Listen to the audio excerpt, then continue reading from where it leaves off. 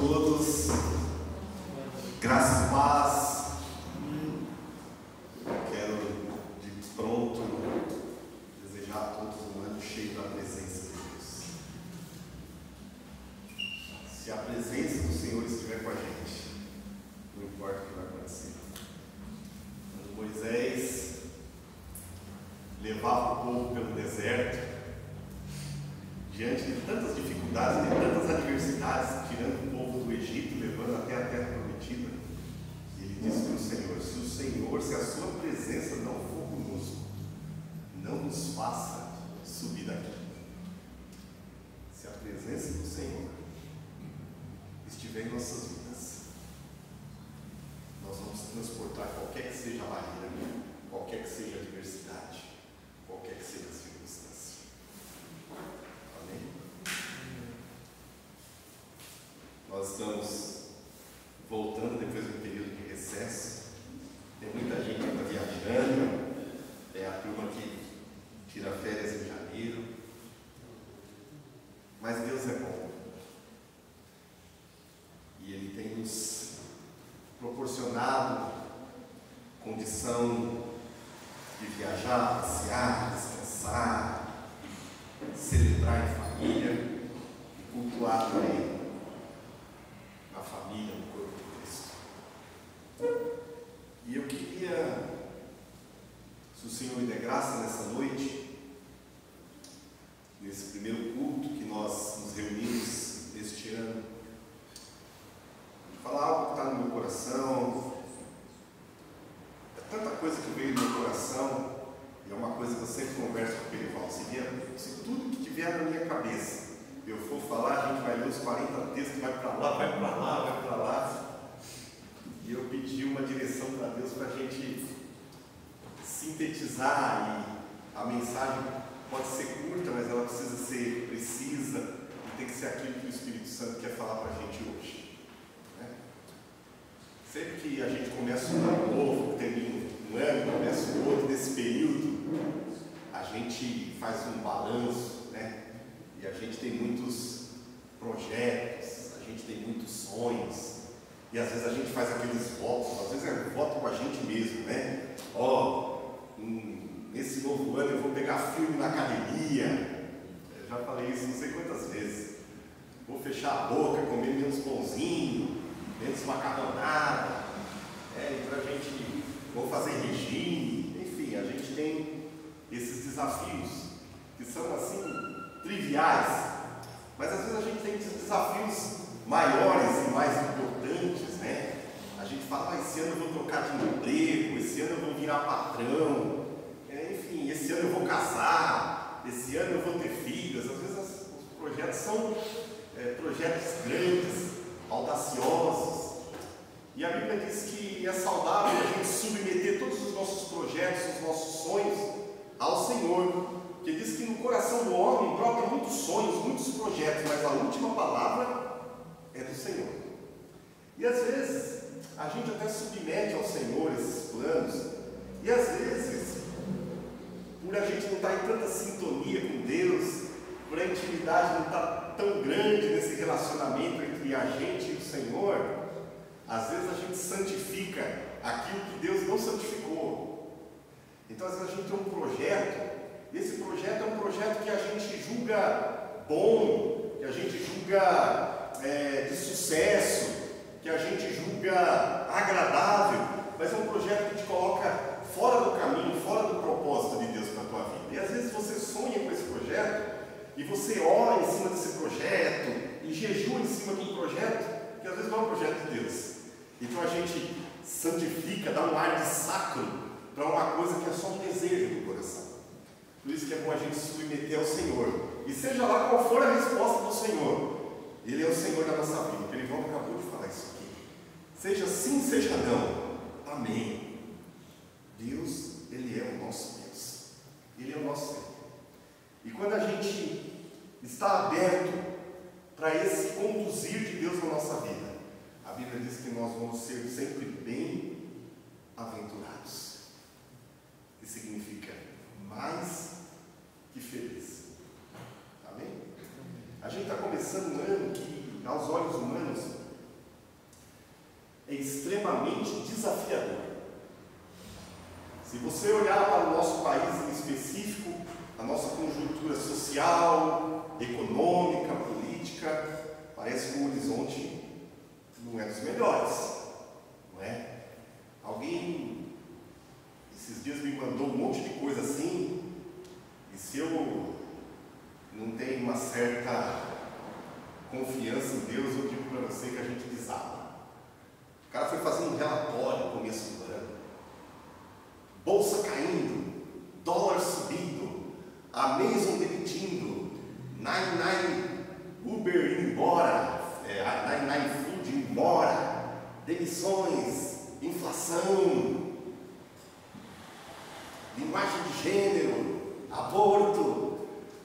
Você vai se enchendo daquilo e você fala, meu Deus, melhor nem sair de casa, né? Mas aquele é um tatu, vou me enterrar num buraco qualquer e eu não vou sair. Mas quando a gente vai para as páginas da Escritura, e o que está escrito aqui é corroborado pela história, a gente vai descobrir que a Igreja do Senhor, ela foi o período que ela mais cresce sempre, é em períodos hostis, períodos desafiadores, onde Deus passa a peneira. E então quem é, quem não é, não é. Por que eu estou dizendo isso para vocês? Talvez Deus tenha nos projetado para ter um tempo de crescimento, não sei, ou não, mas eu sei que os dias são maus, em tempos maus, eles vêm para que a nossa fé seja provada, para que os sinceros se manifestem. E para que os sinceros se manifestem, também os insinceros se manifestem. Então, se for um ano extremamente difícil e desafiador, talvez você se escandalize com tanta apostasia no nosso meio. Mas eu quero dizer para você que a Igreja de Jesus não é um todo, um mar de coisas assim. É sempre um remanescente. Quando a gente olha com os olhos da fé, a gente vai aprender que Deus trabalha com um remanescente. Sempre que a gente começa um ano, e o meio gospel é muito criativo, então tem as tais palavras proféticas para o ano. Então alguém tem uma revelação extra-bíblica, não está na Bíblia, mas um anjo baixa aqui, outro anjo baixa naquele salão, outro naquela igreja, outro lá. Então aqui é o ano da multiplicação, ali é o ano da conquista, ali é o ano da colheita, ali é o ano da restauração. Eles são criativos. E alguns são mais ousados na criatividade ainda. Então é o ano de um profeta, de um personagem bíblico. É o ano de Daniel, de Jeremias, de Josias, de Davi. E a pessoa se agarra numa única palavra, num único tema, e fala, esse é o meu ano. Sabe, queridos, eu não sei se é o ano da conquista, se é o ano. O que a Bíblia diz é o seguinte: se a porta da graça está aberta, se é tempo de salvação, se é tempo que o Espírito Santo está atuando, convencendo o homem do pecado, da justiça, do juízo, libertando, salvando, curando, o profeta Isaías diz que é o ano aceitável do Senhor. É o que eu sei. Se é o ano da conquista, eu não sei. Se é o ano disso, daquilo, não ouso dizer aquilo que o Senhor não nos deu. E também isso não tem muita importância. Sabe por quê? Se você medita nessa palavra de dia e de noite, você não precisa ter uma palavra profética para o ano. Viu? Você faz desse livro lâmpada para o teu caminhar todo dia. Amém, gente? Amém? Amém? O Evangelho não é magia. Não é 12 dias de clamor que vai dar 12 meses de nada. Não é nada disso. O Evangelho é simples. É vida com Deus dia a dia. é meditar na palavra todo dia, é orar todo dia, é desenvolver relacionamento, intimidade com o Senhor. E é disso que eu queria falar um pouquinho nessa noite. Amém? Se você puder abrir a sua Bíblia, nós vamos abrir ela por uns 4, 5 vezes. O primeiro texto está na carta do apóstolo Paulo aos Romanos. Carta do apóstolo Paulo aos Romanos, capítulo de número 11.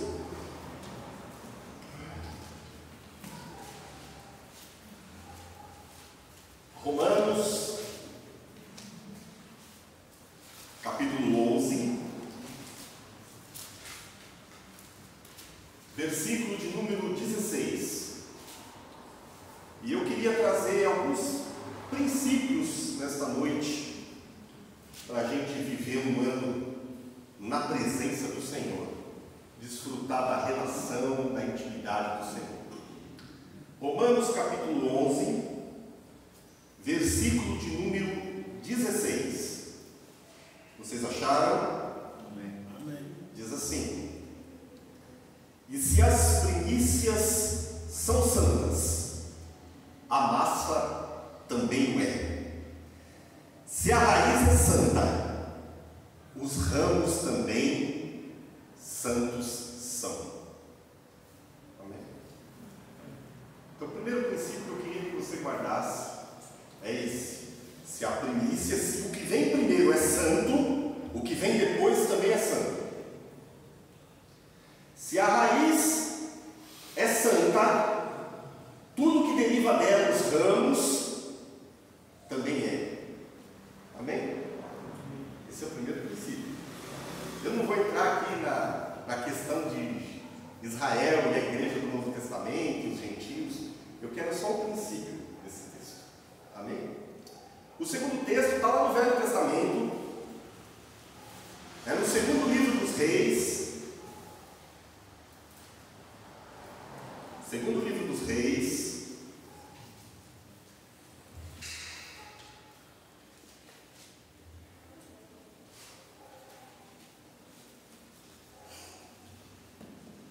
segundo livro dos Reis,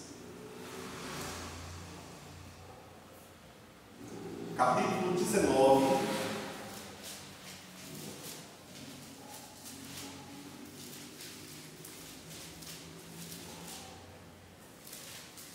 e o versículo de número 30.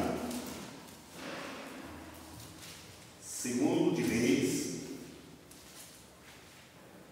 capítulo 19, versículo 30, diz assim: porque o que escapou da casa de Judá e ficou de resto, tornará a lançar raízes para baixo e dará fruto para cima. Guarde esse princípio: raízes para baixo, frutos para cima.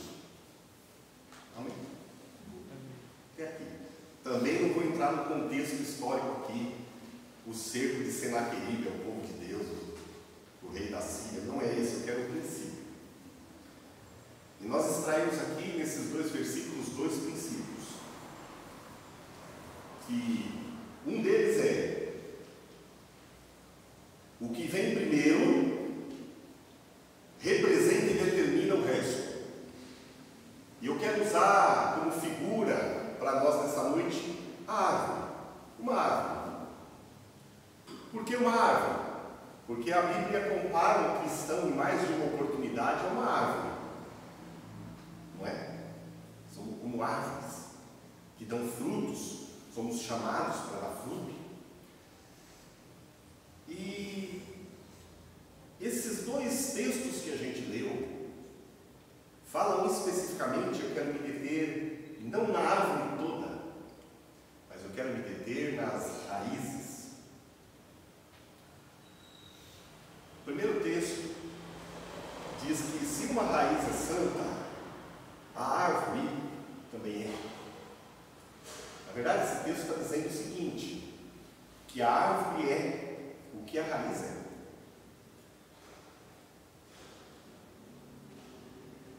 Se a raiz for saudável, a árvore será saudável. Se a raiz estiver apodrecida, a árvore também vai se deteriorar. Se a raiz for bem nutrida, a árvore também será. Se porventura a raiz morrer, a árvore também morrerá. A condição da árvore depende exclusivamente da raiz. O segundo texto que a gente leu diz que existe uma relação entre a raiz e o fruto dessa árvore. Eles se distanciam diametralmente, ou seja, quanto mais para baixo for a raiz, quanto mais profunda for a raiz, mais alto, mais em evidência ficará o fruto. Amém? Vocês estão com uma cara muito... Deus é bom. Existe uma relação entre profundidade da raiz e a manifestação e a evidência do fruto.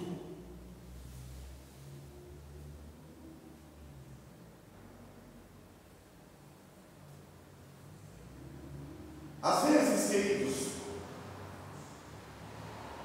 nós, como eu disse agora há pouco, no início dessa reflexão, muitas vezes nós temos projetos, nós temos sonhos,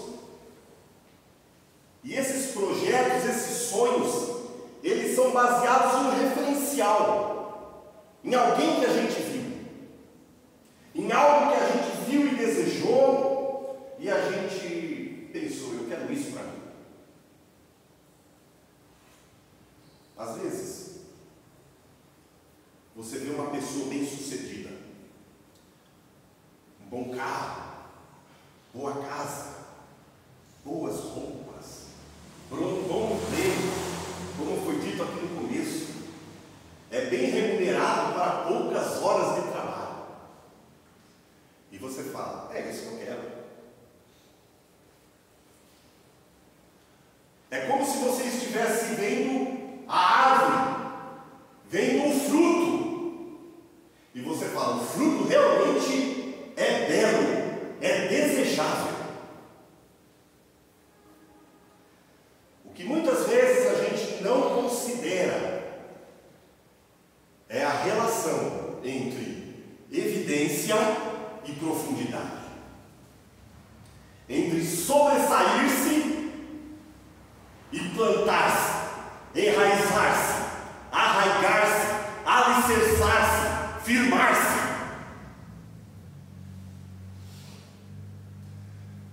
Talvez se você chegar até essa pessoa e perguntar como é que você chegou aí, ele vai falar, olha, eu fiz uma faculdade de 5 anos, trabalhava o dia inteiro para pagar a faculdade, chegava em casa 1 hora da manhã e levantava no outro dia 5 da manhã. Eu parecia um zumbi por 5 anos, trabalhando, estudando.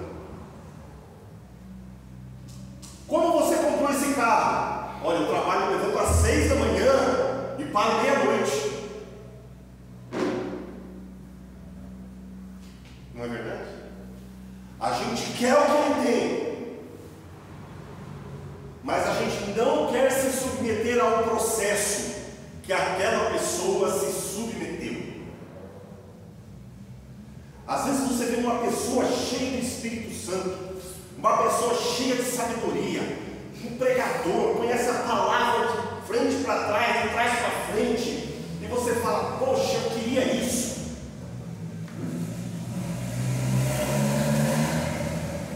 A questão é que você não consegue ler 2 páginas da Bíblia por dia. Se você for falar com aquela pessoa, mas como você sabe tudo isso? Como você prega isso? Como Deus te usa dessa forma? Você vai descobrir que Ele deu um lugar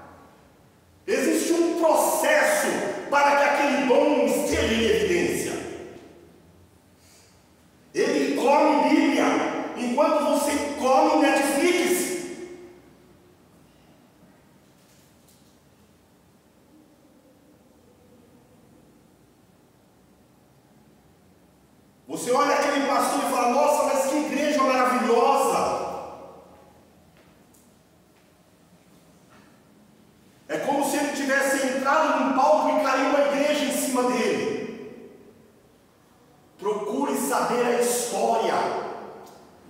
Existem processos. E você vai descobrir o que nunca está patente aos olhos. Você vai descobrir que atrás das cortinas, por trás do espetáculo, existe um bastidor de muito suor, de muito trabalho, de muita dedicação, de muita devoção naquilo que faz. Vocês estão me acompanhando?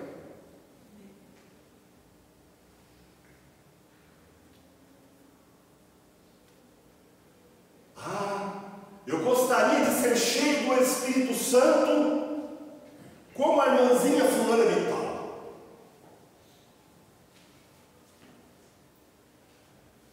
Quanto tempo nós temos gastado, investido com Deus?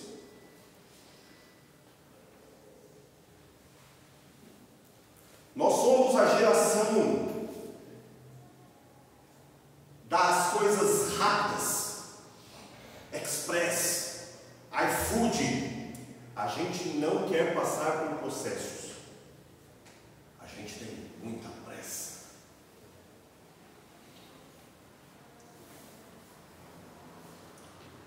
Eu sou pai, muitos de vocês aqui são pais. Alguns séculos atrás, os desbravadores americanos, eles usavam uma frase, um provérbio. Dizia assim: nós somos soldados para que os nossos filhos sejam fazendeiros e os nossos netos sejam poetas. A gente rala muito aqui para os nossos filhos ralarem um pouco menos e os nossos netos não ralarem nada. É mais ou menos isso. Esse ditado, na verdade, é um sonho, mas ele traz um efeito, que é um outro ditado. Sabe qual é? Tempos difíceis formam homens fortes. Tempos fáceis formam homens fracos. A gente está naquela geração intermediária que os nossos pais ralaram muito. Os nossos filhos não ralam nada. E a gente faz um esforço sobre-humano para eles não passarem que seja o mínimo de sabor. Eles não podem ter um dia mau, um dia de uma tristeza, porque a gente fica tão quebrantado que parece que foi a gente. É verdade ou não é? Então a gente tem formado uma geração fraca. Na família, na sociedade e na igreja. As pessoas são melindrosas, sensíveis ao extremo.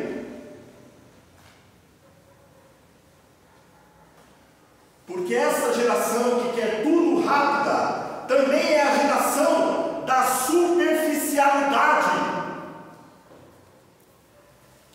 Os compromissos, os relacionamentos são superficiais. Ninguém deseja a profundidade, porque a profundidade exige processo, exige demora.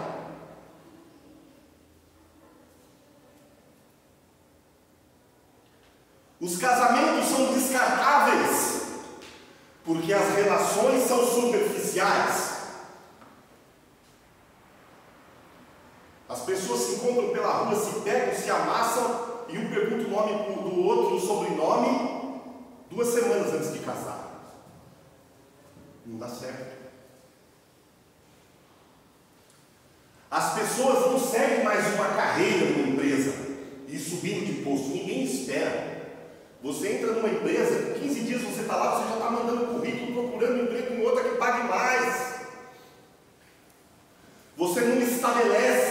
você não cria raízes, logo a vida é infértil, estéril e sem fruto, não há grandes realizações. A vida passa de maneira efêmera, volátil, não fica nenhum legado, não fica nenhuma realização, nunca existe um nome em evidência, um dom em evidência, uma carreira em evidência, uma virtude em evidência, porque não há raízes profundas. É verdade? É verdade. E então, queridos, nós estamos diante de um princípio que nós temos que levar para todas as áreas da nossa vida. Nós queremos ter intimidade com o Senhor, queremos ser usados pelo Senhor, guiados pelo Senhor, até certo ponto. Nós deveríamos vir aqui no ajuntamento aos finais de semana. Essas 2 horas semanais não é um lugar de você se enraizar, se aprofundar. Aqui é um lugar de celebrar aquilo que você viveu durante toda a semana. Mas o que acontece é que os nossos ajuntamentos, eles são carregados de pessoas vazias, que chegam aqui secas, passaram uma semana sem orar, sem ler a palavra, não chorou uma vez na semana na presença do Senhor. E nós queremos ter um culto maravilhoso, em que o Espírito Santo se move, em que curas acontecem, em que pessoas são libertas, em que pessoas são salvas. Não pode haver avivamento onde as fontes são rotas, são como poças de lama. Não é manancial de água que vem de baixo, água profunda, água limpa, água fresca. Não pode haver na superficialidade da nossa vida cristã. Aleluia. O quanto nós queremos de Deus esse ano. Quantos testemunhos que estão aqui, no alto, para quem aprofunda suas raízes, queremos contar para edificar vidas, para despertar e aumentar a fé dos ouvintes. Quantos? Nós não queremos saber o que acontece nos bastidores, atrás da cortina, porque assim também as raízes que estão para baixo do solo não nos interessa. Nós ansiamos por aquilo que se vê, por aquilo que é agradável aos olhos, aquilo que é palatável, aquilo que é palpável. Nós não queremos compromisso com aquilo que é invisível, com aquilo que ninguém vê, exceto Deus. Nós queremos microfone, nós queremos fotos, nós queremos estar à frente, nós queremos ter voz, nós queremos ter cara, mas nós não queremos buscar o Senhor pela madrugada quando ninguém vê. Nós não queremos chorar no chuveiro, nós não queremos cantar, chorar, falar em línguas com Deus no carro a sós. Nós queremos uma vida de aparência superficial. Talvez a palavra para o primeiro dia do ano é pesada, mas eu tenho certeza que essa palavra nos traz vida.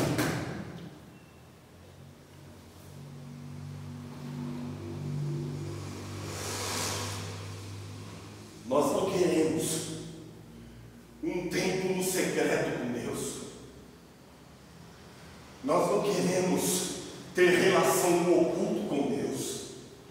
Nós só queremos aparecer para frente das cortinas quando as luzes se acendem.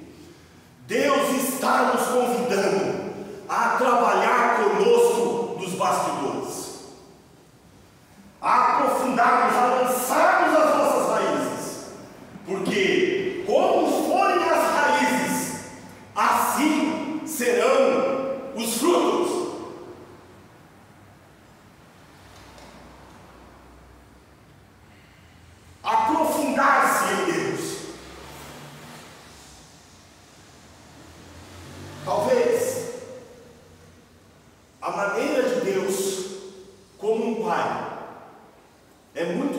diferente da nossa maneira de agir com nossos filhos, como eu disse. Então nós tentamos facilitar ao máximo a vida dos nossos filhos. E tudo que lhes acontece, a culpa é nossa mesma.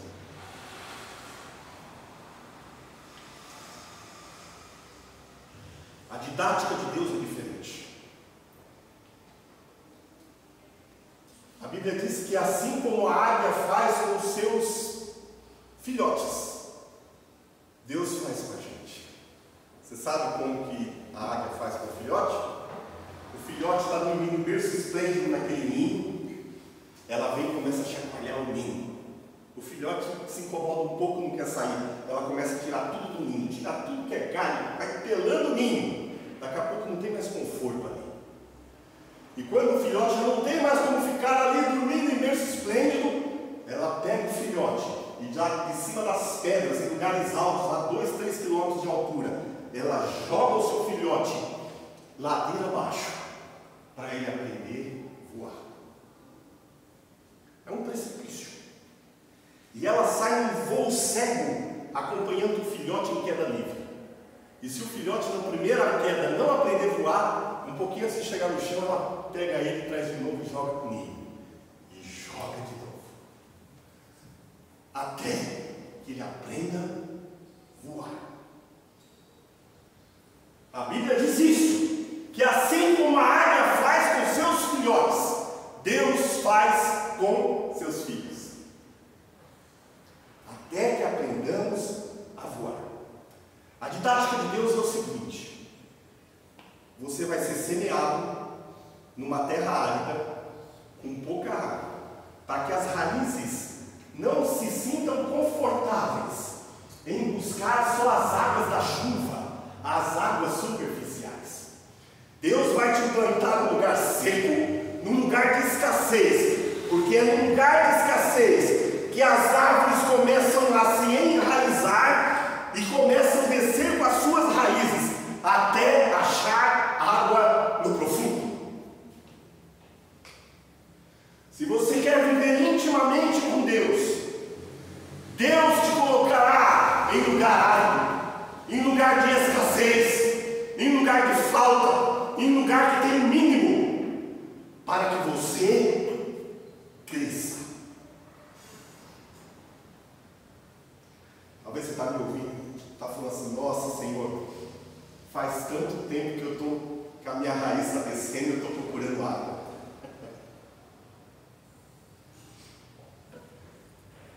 Eu estava lendo sobre as sequoias, que são aquelas árvores imensas.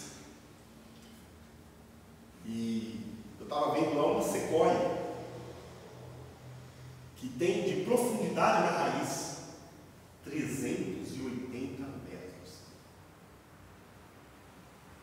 380 metros. Aí você olha, ela tem uma altura tremenda para cima, crescendo, crescendo. Assim como a sequoia, tantas outras árvores, essas de grande porte, que estão sempre em evidência. O processo é muito lento. A raiz começa a descer muito para baixo, antes de subir para cima. Ela está descendo, e parece que a árvore está nanica, está pequena, porque ainda ela não achou água suficiente. Ela está descendo as raízes até achar um lençol freático. E ela vai descendo, cortando pedras, dificuldades, a raiz vai descendo. Até que chega num lugar de águas. Então ela começa a crescer. E agora pode vir o vento que for, pode vir a intempérie que for, pode vir acontecer o que acontecer.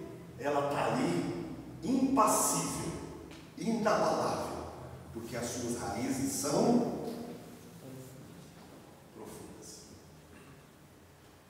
Quando você vê um homem de Deus que surge assim, aceitou Jesus em 6 meses, está pregando, cuidado. É pé de couve. 3 meses acaba, não tem raiz. Passa um coelho, leva.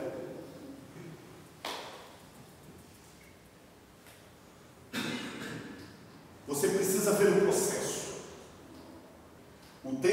espera, o tempo de preparo, o tempo de aprofundamento. Porque na verdade, parece que a gente pega um livro e começa a pregar alguma coisa aqui. Na verdade, aqui é o lugar que você se entrega no corpo. Ninguém pode dar aquilo que não tem.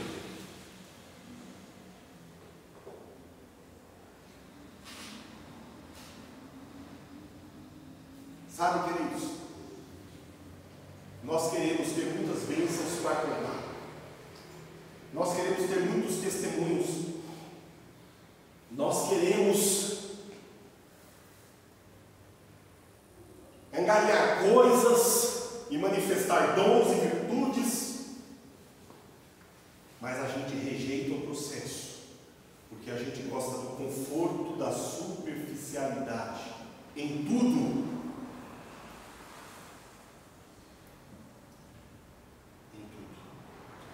E o processo de Deus é: você quer se aprofundar em mim?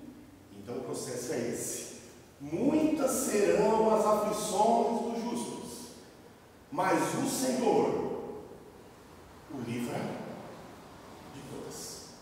Romanos capítulo 5, versículos 3 e 4 diz assim: olha, a tribulação, ela produz perseverança. Quem está na superficialidade não gosta de perseverar. É o que eu falei para vocês. Ele não se estabiliza. A tribulação traz perseverança. A perseverança traz caráter aprovado. Algumas Bíblias falam experiência, mas eu gosto da palavra caráter aprovado. Deus começa a trabalhar no interior. O caráter aprovado produz esperança. E a esperança não traz confusão. Quando você está firmado, pode vir daqui, pode acontecer o que for que estiver acontecendo. Você foi trabalhado no teu caráter. Então a tua esperança, ela é viva em Deus. Vocês estão entendendo? O sinal que o caráter de alguém foi aprovado para gerar fruto é estabelecer-se. Essa palavrinha tão em desuso, perseverar.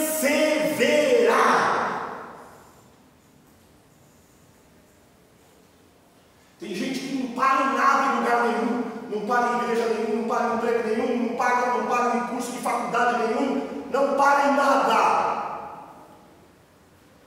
Ele nem floresce e nem frutifica, porque a Bíblia diz que os justos plantados na casa do Senhor é esses que florescerão, plantados, arraigados.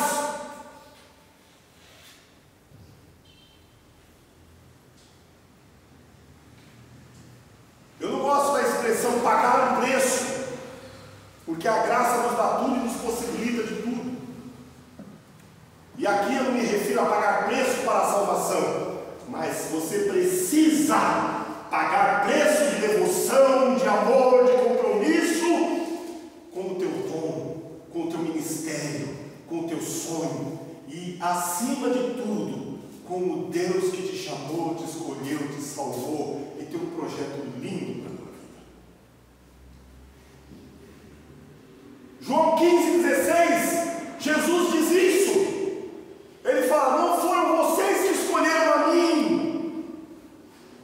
eu que escolhi vocês. Sabe para quê? Para que vocês para que vades e deem muito fruto. E aqui eu quero que você guarde essa expressão: e o seu fruto permaneça.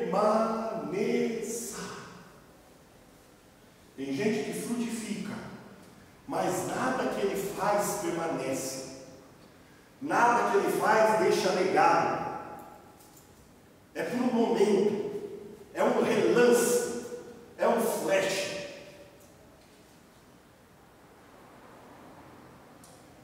Para que o seu fruto permaneça.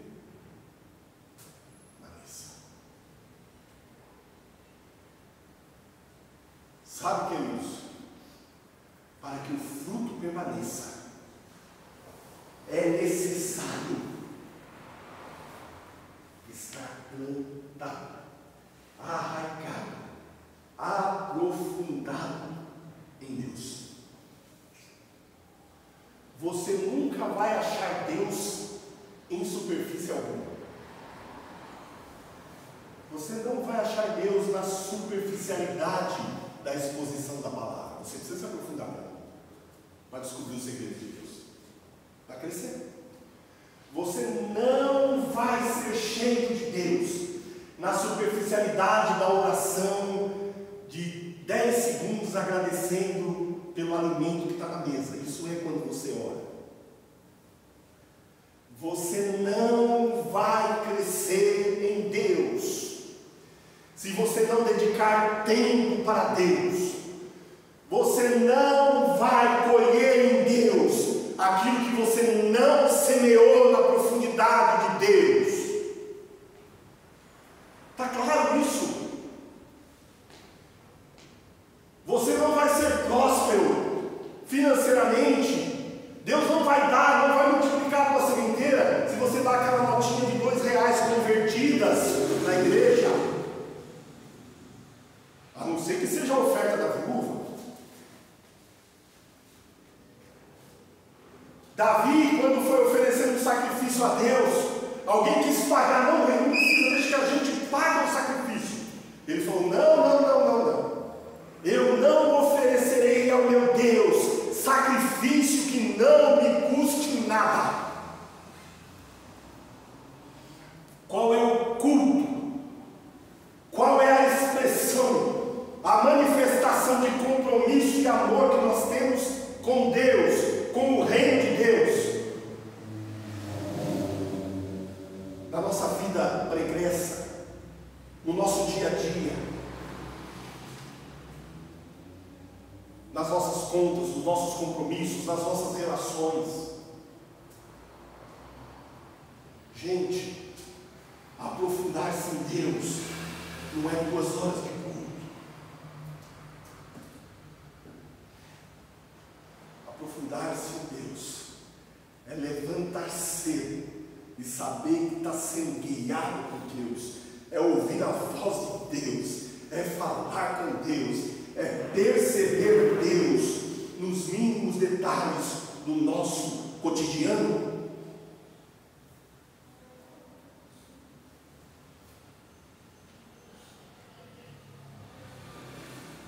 Parece fácil ouvir, é muito difícil praticar.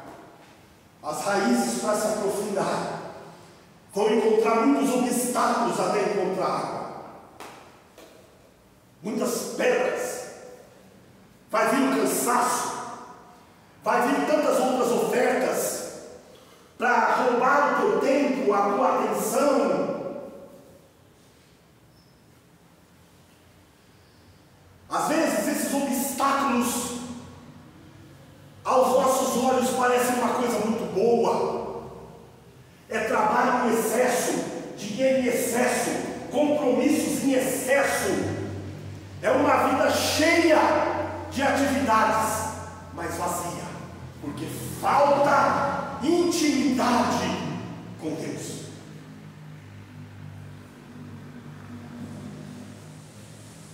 Às vezes a nossa agenda é cheia, a gente tem compromissos sociais, eclesiásticos, de trabalho, de lazer, de tantas coisas, e a gente quer tratar Deus na superficialidade.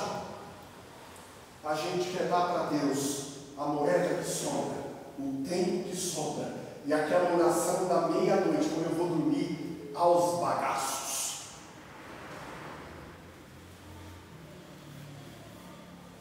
Como é maravilhoso abrir os olhos pela manhã e antes de falar com qualquer pessoa, falar com Deus. Conta-se que John Wesley levantava às 5 horas da manhã para orar e para ler a palavra. E ele notou que quando ele acordava às 5 da manhã, já tinha passarinho cantando. E ele falou consigo: eu não aceito isso. Os passarinhos cantarem para Deus antes de mim. Ele começou a levantar mais cedo para cantar, para falar com Deus antes dos passarinhos. A gente tem colocado Deus no quinto, sexto, sétimo plano da nossa vida. A gente tem ignorado as raízes e a gente quer colher um fruto que não é possível. Sabe, queridos, quando uma árvore cresce muito sem raiz, ela vai cair. O obreiro que não foi preparado, se ele é levantado antes do tempo, sem raízes, ele se torna soberbo. E a soberba precede a ruína, ele cai. Agora, andar com segurança. Vocês são Coiné, eu sou Cléber. Um líder de um departamento de uma empresa que não foi preparado e colocado, um tolo colocado num lugar alto, ele vai cair. Uma vez teve um furacão na Bahia, em Minas, não me lembro, um lugar. E no final daquela tempestade apareceu uma vaca em cima de um telhado. Tem foto na internet em todo lugar. Então você olha aquela vaca e fala assim: a gente não sabe como que ela está aí, mas a gente tem certeza que aí ela não vai ficar. Um tolo colocado em grandes alturas, sem sabedoria, sem profundidade, sem preparo. Quando vier as tempestades, quando vierem os contratempos, ele vai cair, porque lhe falta raízes. Josias pode dizer quanto jogador de futebol Josias ganhou muito dinheiro e morreu na miséria total. Sabe por quê? Não tinha raízes para administrar, não estava preparado para administrar aquele dinheiro todo. Se perdeu na vaidade da vida, perdeu o foco, porque não tinha raízes. Nós queremos grandes coisas para esse ano? Vocês querem? Vamos nos preparar, vamos nos aprofundar em Deus. A gente tem recebido tantas profecias sobre essa casa, que Deus vai aumentar, que Deus vai crescer. Eu tenho orado para Deus: não mande gente para cá, sem que a gente tenha gente preparada, senão eu morro no coração.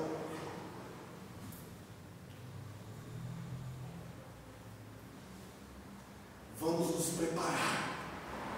Deus tem melhor para nós? Tem sim. A questão são as raízes. E vou terminar com uma palavra de prosperidade. A gente não prega prosperidade, mas Salmo 1 diz assim, eu vou até ler, se você quiser abrir.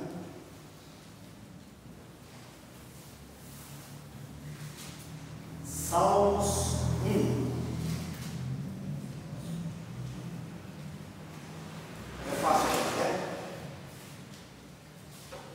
Os versículos de 1 a 3 dizem assim: bem-aventurado o varão que não anda segundo o conselho dos ímpios, nem se detém no caminho dos pecadores, nem se assenta na roda dos zombadores.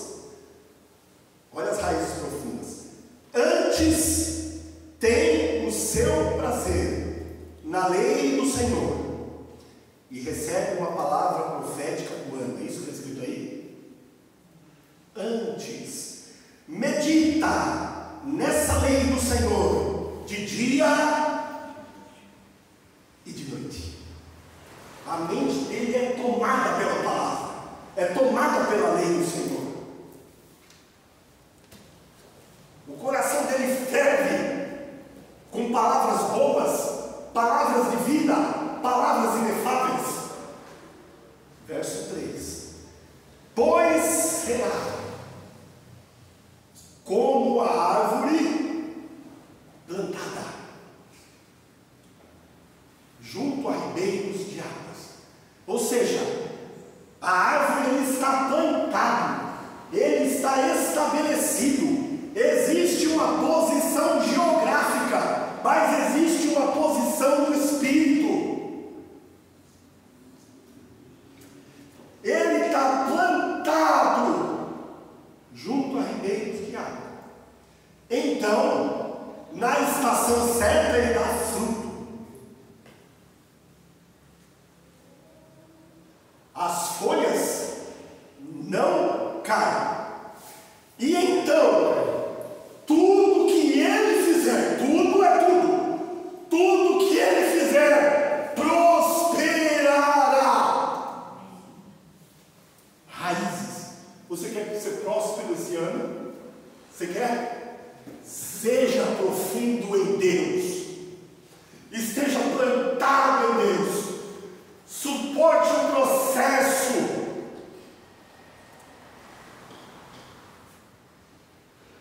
Então, o fruto em evidência não vai ser uma temporadinha e vai e acabou, como as primeiras. Vocês sabem que tem a primeira florada de árvore que cai e não dá para comer, né? O pé de manga, a primeira vez que dá fruto, cai tudo, não fica, não vinga, como diz. Abacate não vinga, cai. E se vingar é ruim, o fruto não é agradável, não é bom. Existe um processo, o tempo. Todo homem de Deus, toda mulher de Deus, passa pela prova do tempo. Não tem jeito. O Evangelho não é mágica. Não adianta você fazer campanha. Vocês oram por mim, não adianta. Se você conhece a palavra, você precisa viver a palavra. Então, se você tiver plantado, você sempre vai ter folha, sempre vai ter sombra. A sua presença sempre é agradável. Você sempre vai ter uma palavra. Você sempre vai ter um abraço. Você vai ser sempre alguém que acolhe. Você vai ser sempre alguém. Você vai ser um lugar de descanso, de consolação para alguém. E na estação certa, você frutifica. E o teu fruto, como disse Jesus, se você estiver em mim, plantado em mim, se você permanecer em mim, você vai dar muito fruto. E ele vai permanecer. Tudo que você fizer, prosperará.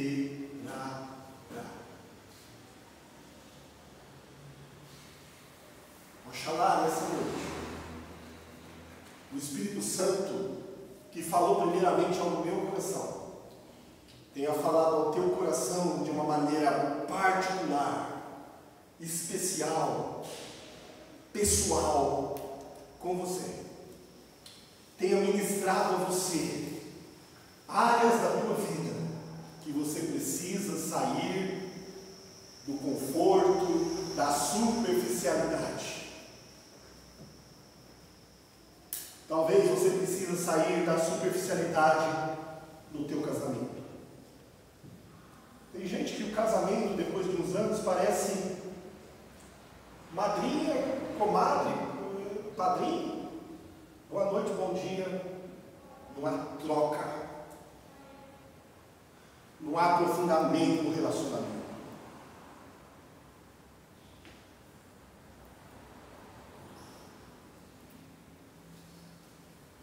Se você ficar cego hoje, hipoteticamente, e alguém der o dedão da sua mulher ou do seu marido, ou colocar vários pés ali para você ver o dedão, você sabe qual é a sua mulher? Tem gente que erra. Sabe por quê? Não tem intimidade.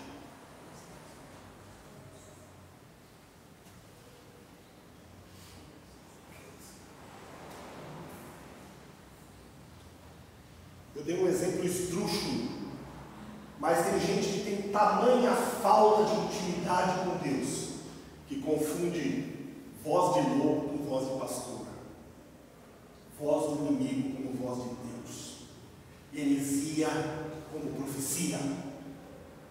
e está caindo, está morrendo, e está doente. Deus está nos chamando para ser profundos nele.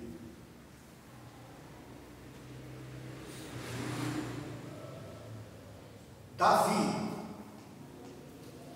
ele nos Salmos, ele usa muito a figura do cedro. O cedro do Líbano. Aquilo é uma fortaleza. Num lugar desértico, aquela raiz pivotante desce, e desce, e desce. Então você olha para aquele cedro, ele parece inabalável. Lindo, esplendoroso, frondoso, inabalável.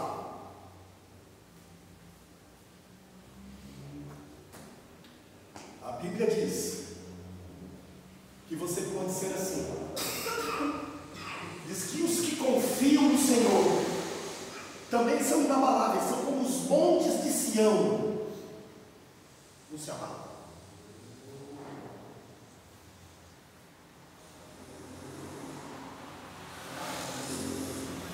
Deus tem para nós muita coisa, mas a gente precisa buscar.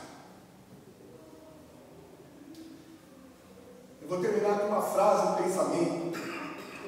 Essa é uma pregação que eu estava assistindo, eu preguei ela em 2015. E é um princípio para você nunca esquecer. Tudo que Deus te dá, você tem que tomar em guerra. Tudo que Deus te dá, você vai ter que tomar em guerra. Você vai ter que fazer uma coisa. Deus chamou Moisés, Josué falou: ó, aquela terra lá, ó, é de vocês. Eu dei para vocês. Ela é de vocês. Glória a Deus, vamos sapatear, Josué. E então, vem cá, Josué. Ela é de vocês, mas vocês entrem lá, lutem, derrubem os gigantes e tomem posse dela. Tudo que Deus nos dá se toma em guerra.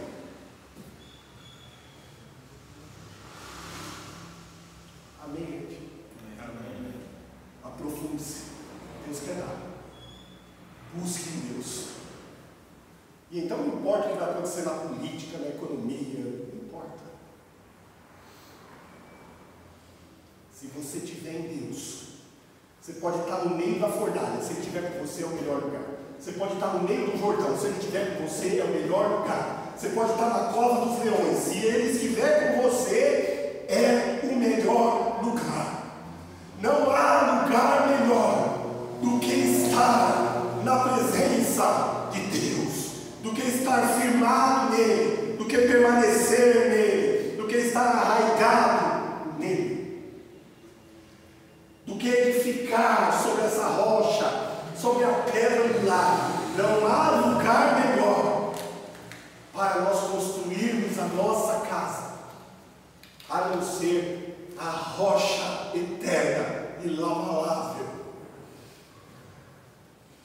Não há ninguém melhor para seguirmos, confiarmos, do que o pastor de Israel.